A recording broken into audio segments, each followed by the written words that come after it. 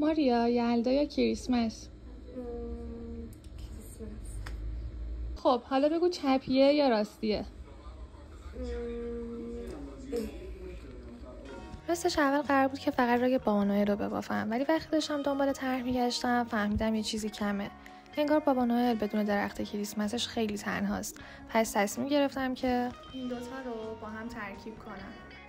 بالاخره کلی طرح قشنگ پیدا کردم، ولی از بین همه اینا من اینو انتخاب کردم. دقیقا همون چیزی که میخواستم. طرحمو روی پارچه کشیدم و شروع کردم به بافتن. اینجا هم کانواهای اضافی رو یکی یکی در آوردم که به نظرم یکی از جذاب‌ترین قسمت‌های کارم همینه. الان دیگه نوبت چسب زدنه.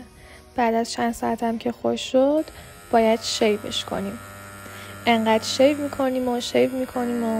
میکنیم تا اینکه بالاخره تموم میشه. و اینم از نتیجه کار.